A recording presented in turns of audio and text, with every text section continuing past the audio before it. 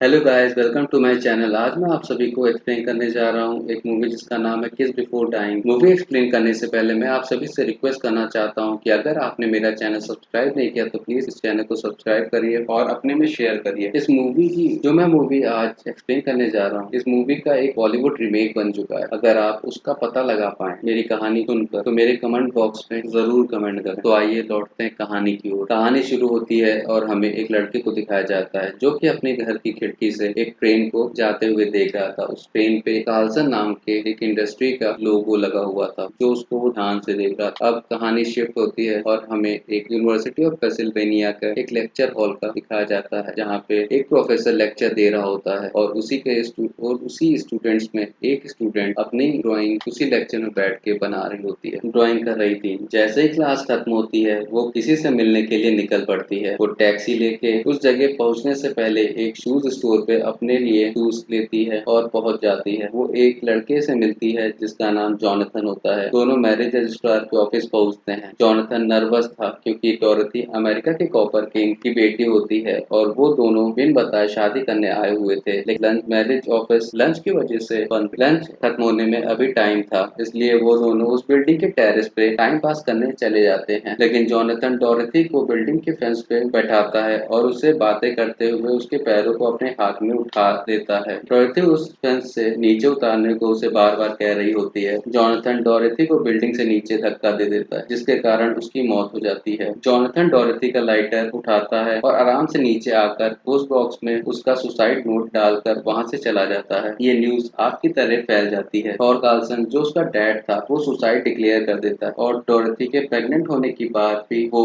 Doctor को पैसे देके दबवा देता है जिससे उसकी बदनामी होगी। और सीन शिफ्ट होता है, हमें घर दिखाया जाता है। ये वही घर होता है जिसकी खिड़की पे खड़ा वो लड़का उस ट्रेन को देख रहा होता है। उसका नाम जॉनथन होता है और उसकी मॉम आती है और उसे इंटरव्यू में न जाने के लिए डांट लगाती है। जॉनथन का ग्रेजुएशन पूरा हो चुका था और उसकी मॉम चाहती थी कि वो नौकरी करे। अपनी मॉम की बात मानकर वो न्यूयॉर्क सिटी के लिए निकल पड़ता है। एक कार उसे न्यूयॉर्क तक के लिए लिफ्ट दे देती है। उस कार को जे चला रहा होता है। उसके पेरेंट्स की डेथ एक प्लेन क्रैश में हो गई थी। जॉनथन उसकी बात ध्यान से सुन रहा होता है। एलन जो कि डोरथी की बहन होती है उसकी डेथ को सुसाइड नहीं मानती है। वो फिलाडेल्फिया पहुंचकर उसी बिल्डिंग के उसी जगह पे पहुंच जाती है और वहां पे डिटेक्टिव को बुलाती है और उसे एक ड्राइंग दिखाती है। ये वही ड्राइंग होती है जो डोरथी उस लेक्चर में बैठकर बनाई थी। वो डिटेक्टिव को कन्विंस करती है कि सुसाइड नहीं, ये मर्डर है, लेकिन डिटेक्टिव उसकी बात नहीं मानते हैं। एलन डोरथी की दोस्त ट्रिशिया से उसके बॉयफ्रेंड के बारे में पता कर रही होती है। वो कहती है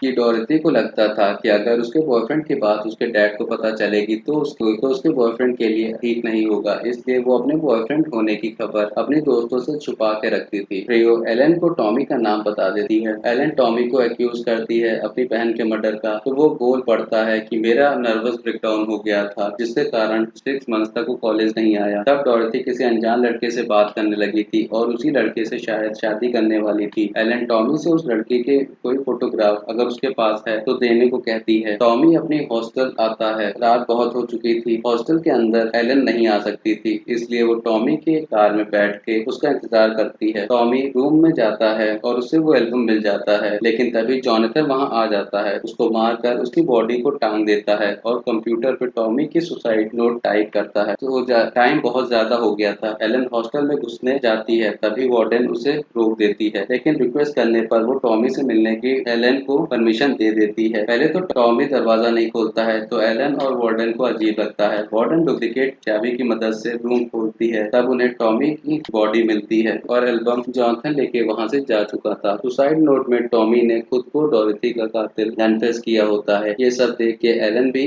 अपनी इन्वेस्टिगेशन बंद कर देती है। उसी रात को एलन अपने अपार्टमेंट में होती है और वो अपनी डोरथी की बचपन की पिक्स देख रही होती है। तभी डोर पे नॉक होता है। डोर पे जे आया हुआ था जो उसका बॉयफ्रेंड होता है। जे और एलन दोनों एक सोशल सर्विस चला रहे होते हैं। दोनों बहुत क्लोज आ चुके थे और अपनी शादी के लिए एलन जे को अपने पापा से मिलवाती है। एलन की डैड से मिलकर जे घर आया ही होता है, तभी फोन पर डोरथी की फ्रेंड का फोन एलन के लिए आता है, लेकिन जे उस फोन को अटेंड करता है। तब उसकी दोस्त उसे बता देती है कि वो होटल हॉबर्ट में रुकी हुई है और उसके पास डोरथी के सीक्रेट बॉयफ्रेंड की एक फोटो है। जे दूसरे दिन हॉबर्ट होटल पहुंच के ट्रेयो को मार देता है। उसकी बॉडी को सूटकेस में भर के अपनी कार की डिग्गी में रख देता है। एलन और जे दोनों पार्टी करते हैं क्योंकि एलन के पापा शादी के लिए मान गए थे। पार्टी के बाद जब एलन सो गई तब जे उस सूटकेस को ब्रिज से नीचे फेंक देता है। दूसरे दिन दोनों की शादी होती है और दोनों हनीमून पे चले जाते हैं। जैसे ही वो हनीमून पे पीरियड से वापस आते हैं तभी ट्रियो के प्राइवेट इन्वेस्टिगेटर माइकलसन ट्रियो के डिसअपियरेंस को लेके दोनों से इन्वेस्टिगेट करते हैं। तभी एलन को वापस डोरेथी का कौन कातिल है ये माइंड में चलने लगता है। इसी बात को लेके उन दोनों में लड़ाई होती है। ट्रियो की बॉडी सी से मिलती है। इस खबर से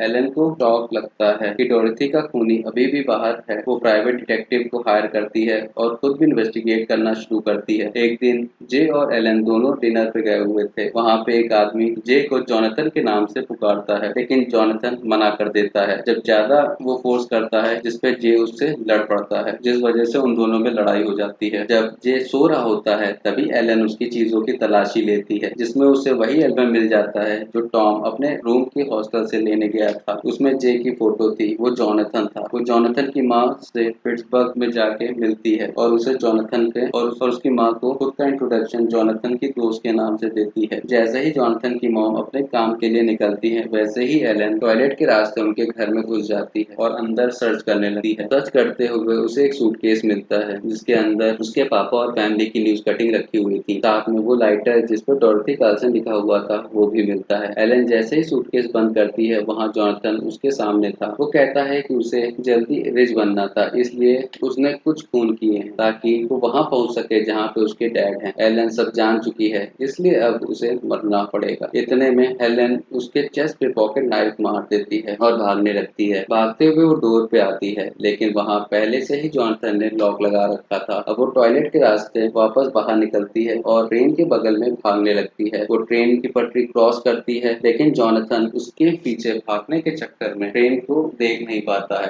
और उसकी चपेट में आ जाता है जिसके कारण उसकी मौत हो जाती है और मूवी यहीं पे खत्म हो जाती है।